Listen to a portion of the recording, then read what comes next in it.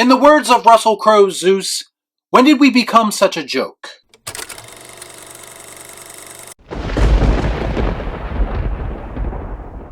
Before I get started, I'd like to kindly ask that you hit the like button, and please subscribe to the channel for more content just like this. All I'm offering is the truth, nothing more.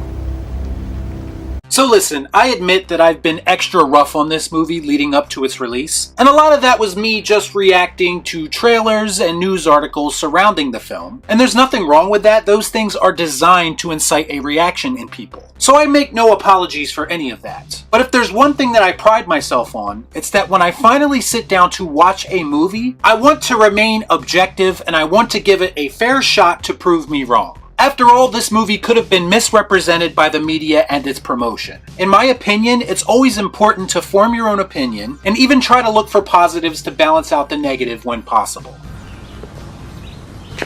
That makes sense.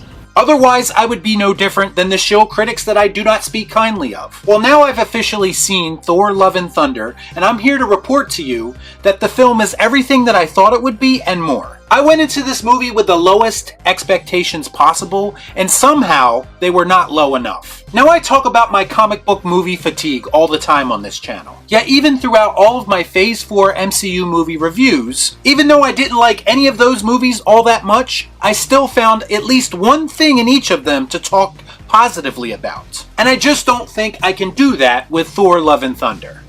We ain't found shit!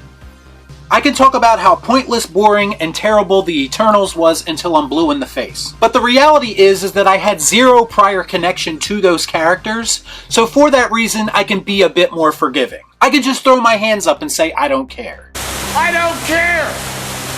Thor, on the other hand, is a character that I personally recognize as having a lot of potential. Potential that Marvel Studios has squandered time and time again to the point that it frustrates me. This is one of your flagship characters, yet for some reason you consistently treat him like a fourth-tier nobody. I strongly believe that everyone involved with bringing this version of Thor to life should be fucking ashamed of themselves. And yes, that starts at the top with Marvel Studios and Taika Waititi.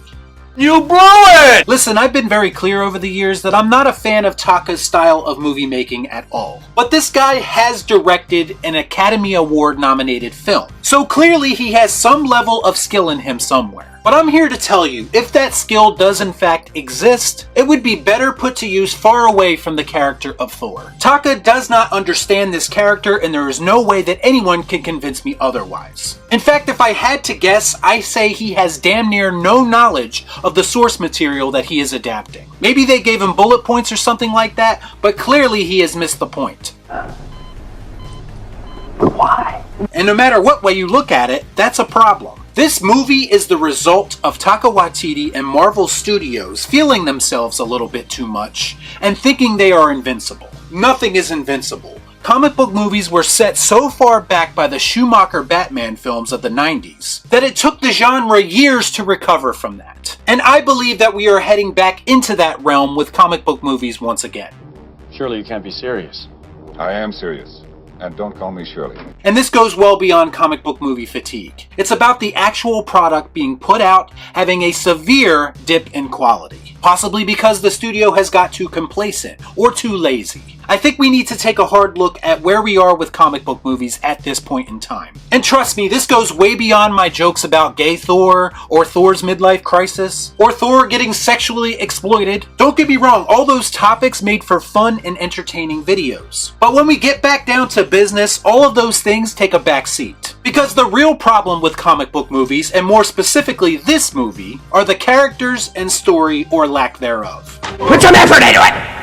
We are at a tipping point, and I don't give a shit who this offends, but Taika Waititi's anti-fan, anti-lore antics are going to be the thing that pushes us right over the fucking edge. The characters are either shallow, charismaless voids, or over-the-top cartoon caricatures, and there is no in-between. Valkyrie might as well have been a column in Zeus's arena. That's how little her character inspires.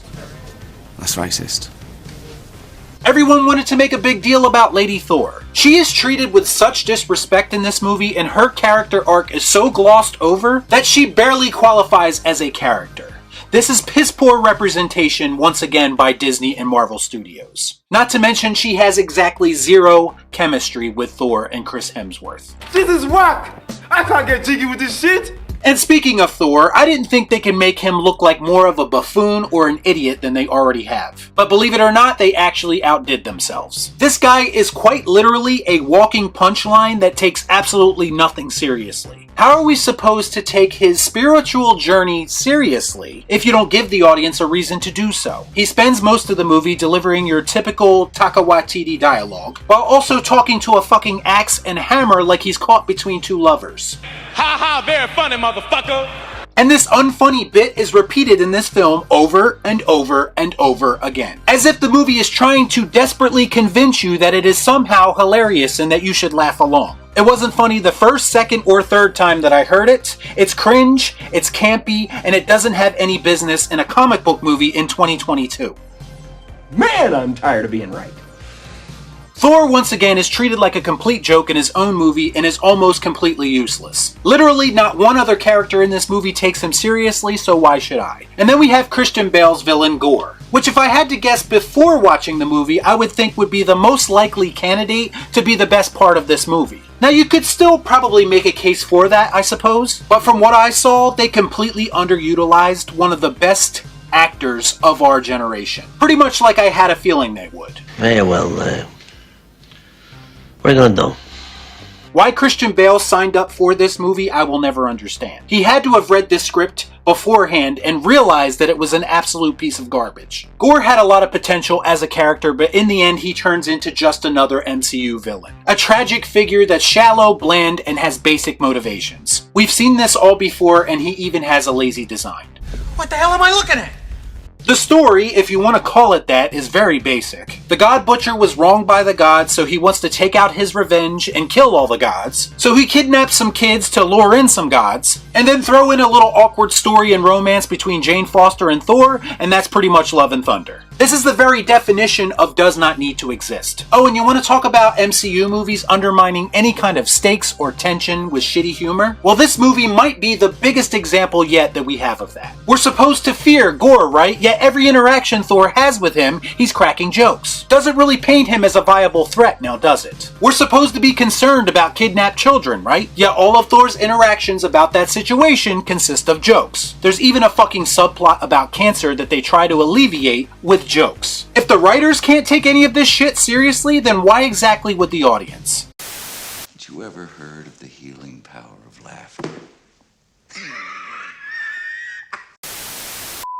This is filmmaking 101. This is how you get audiences invested in your conflict. All of this is undone by a constant barrage of jokes. And as a result, the tone of this movie is all over the fucking place as usual. This is not cinema, this is not film, this barely qualifies as a fucking popcorn flick. Because at least popcorn flicks are legitimately fun. This is the first MCU movie I can recall where it was absolutely dead silent in the theater from start to finish. Except for that one random guy who has to forcefully laugh at everything. You know, there's always one in every crowd. Thor Love and Thunder is a cinematic failure in every sense of the word, and Marvel Studios should be ashamed that they allowed it to be produced. And I don't give a fuck how much money it makes. That's why I'm going to give it the Disgusted Ian Malcolm.